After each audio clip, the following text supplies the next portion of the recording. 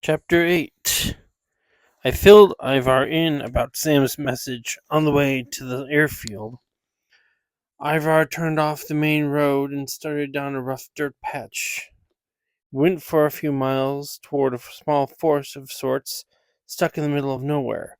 It was like a small park with a humble field of grass and a few thick banks of trees surrounding it.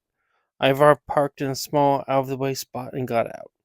"Come on," he said. I slid out of the car. "This doesn't look like an airfield to me," I said. "We need to take a little precaution first," Ivar said. He walked over to a small clearing nearby. It was a small patch of rocks and dirt near a modest pond. He started searching around the area, picking up all sorts of things: rocks, twigs, and flowers. I approached him slowly. "What are you doing?" "Figuring out what we've got to work with." "Wait here," he said as he went back to the car. He popped the trunk and pulled out a large brown case. He turned and sat himself down on a nearby dry log. He set the case before him and opened it up.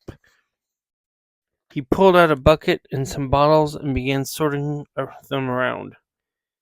"What is all that?" I asked. "My tools." "Could you explain a bit more?" "Do you realize every time you've been attacked by some demonic thing, you were thinking about the demon just moments before?" "I guess so." "You said it knows where I am." "It does, but it's not strong enough to close in on you that quickly. Or it shouldn't be. Every time you even think about it, it finds us. We're going to fix that," he said as he started to build a fire right in front of him. "By camping? No. I'm going to hide you," Ivar said as he set the fire in a little circle of rocks he assembled. He got back up and returned to his case and started pouring things into his bucket. "Hide me?" I asked as I sat down next to Ivar. "Yes. I know of an elixir that will block you from the demon."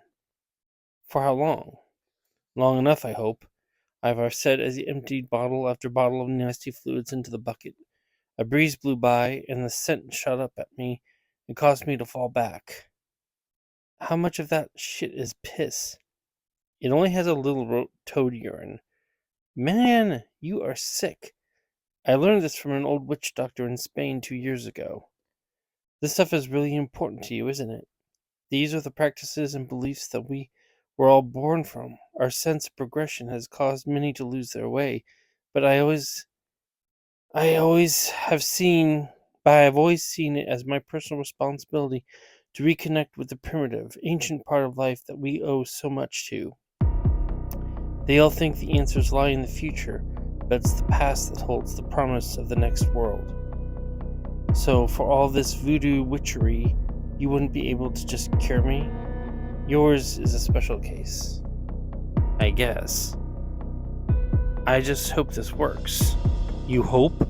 You just said it'll block me from the demon." "The demon that possessed you, yes. There are others?" I asked. Ivar turned away from me and set the bucket, which was then brimming with a greenish-red fluid, onto the fire. "Your curse leaves you vulnerable." "I'm not cursed right now. The demon's gone." "The demon that was inside you wasn't the curse. It was a symptom of the curse." "Excuse me?" "As a Korba, you are marked. Certain primal forces are naturally drawn to you. Primarily dark primal forces, negative energies, evil. In other words, I've got a cosmic kick-me sign taped to my back forever." "In a manner of speaking, yes. Even if the one can free you of the demon, you may remain cursed." "I'm sorry," Ivar said. I got up from my seat and paced around. I turned away from Ivar, and I could hear the crackle of the fire and the brushing of leaves along the dirt. A soft chirp from a small bird was heard from miles away.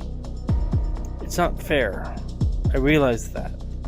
But you must have faith in the universe. It deals in balance. It balances the good with the bad, the dark with the light.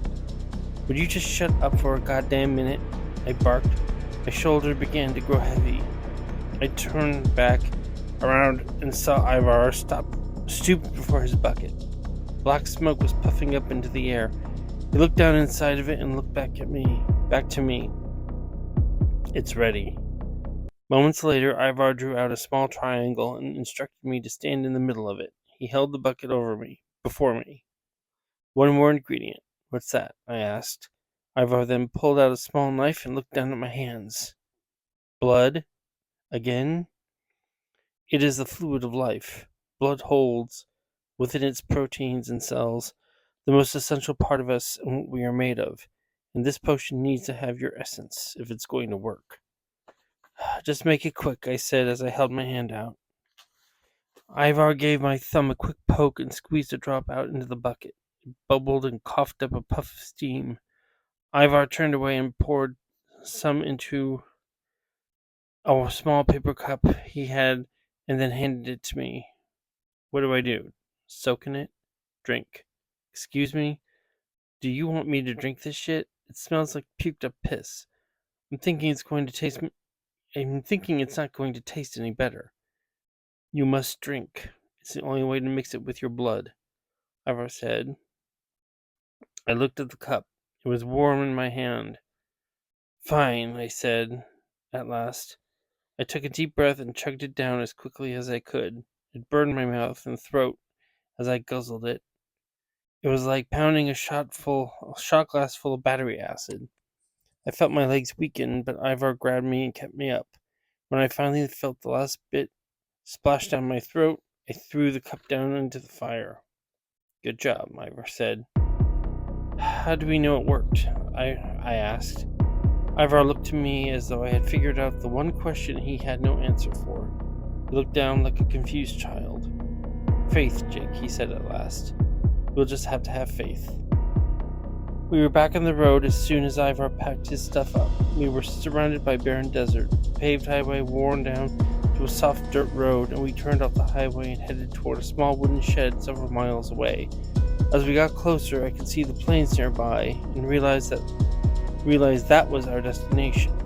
It was a rinky-dink little place. We drove up and I saw the small wooden shack in front, which also served as the main office. Behind it was a large cracked asphalt lot next to a faded and broken runway.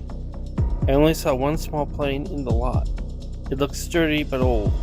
Ivar parked the car in front of the shack, and a wily-looking guy came running out. He had frizzed red hair and wild eyes. Ivar, he called out as Ivar emerged from the car. Good to see you, Jesse, Ivar said as he shook the guy's hand. I walked over to them and Jesse's eyes found me. Who's this? This is Jake Corba, my friend. Oh, any friend of Ivar is a friend of mine, he said happily as he took my hand. Thanks. Is that the plane? I asked. Betsy, yeah, good girl too. I cut my teeth on her. Really? How old is she? 20, 25 years. Don't be fooled though. She runs like they put her together yesterday. Good old American engineering. Lasts a lifetime. Or two, right, Ivar? Right. How soon before we can take off? Not long. I just need to file the flight plan and do a last-minute inspection. Just sit a moment and relax, Jesse said, and hurried over to Betsy. Ivar and I wandered a few feet away, and I turned to him. Seriously? That guy? Jesse is a marvelous pilot. He's flown all over the world and hasn't had a single accident in all that time. He can get through storms of any magnitude. I trust him with my life. I guess you kind of have to, right? He does have a streak of color to him, but that has nothing to do with his ability to pilot that plane. I'm just a little nervous. Is it safe for us to fly with a demon gunning for us? It's obviously getting stronger. It's a risk, but if we drive, it would take longer, giving the demon more time to get even stronger, and this all will have been for nothing in that case. Good point. It's not far, right? By plane? No. A few hours. Less the way Jesse flies. Don't try to make me feel better.